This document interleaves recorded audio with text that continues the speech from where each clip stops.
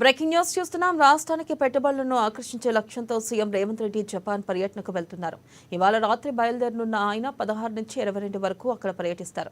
23న రాష్ట్రానికి తిరిగి రానున్నారు. ఆయన వెంట ఐటీ పరిశ్రమల శాఖ మంత్రి శ్రీధర్ బాబు, ఐటీ శాఖ ప్రత్యేక ప్రధాన కార్యదర్శి జయేష్ రంజన్, సీఎం ముఖ్య కార్యదర్శి శేషాద్రి తదితరులు పర్యటనకు వెళ్తున్నారు. ఈ బృందం జపాన్లోని టోక్యో, మౌంట్ ఫూజీ, ఒసాకా, హిరోషిమాల్లో పర్యటిస్తుంది.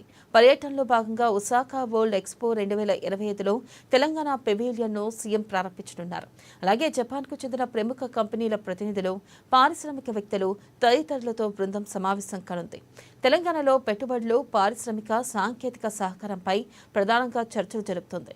కొత్త పరిశ్రమల ఏర్పాటుకు, పెట్టుబడులు పెట్టడానికి గల అవకాశాలను, అందుబాటులో ఉన్న మౌలిక సదుపాయాలు, ప్రభుత్వం ఇచ్చే ప్రోత్సాహకాలను జపాన్ పర్యటనలో ప్రధానంగా వివరించనున్నారు.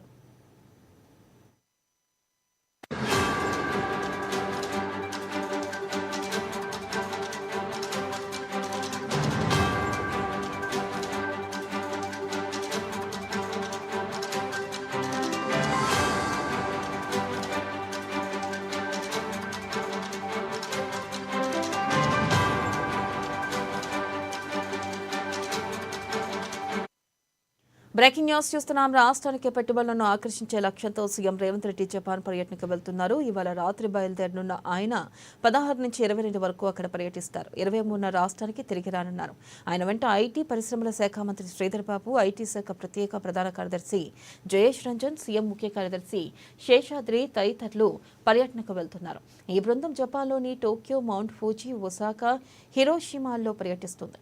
పర్యటనలో భాగంగా ఒసాకా వరల్డ్ ఎక్స్పో 2025లో తెలంగాణ పెవిలియన్ను సీఎం ప్రారంభించనున్నారు. అలాగే జపాన్కు చెందిన ప్రముఖ కంపెనీల ప్రతినిధులు, పారిశ్రామికవేత్తలు తదితరులతో బృందం సమావేశం కానుంది.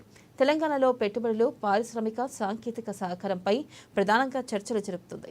కొత్త పరిశ్రమల ఏర్పాటుకు, పెట్టుబడులు పెట్టడానికి గల అవకాశాలను, అందుబాటులో ఉన్న మౌలిక సదుపాయాలు, ప్రభుత్వం ఇచ్చే ప్రోత్సాహకాలను జపాన్ పర్యటనలో ప్రధానంగా వివరించనున్నారు.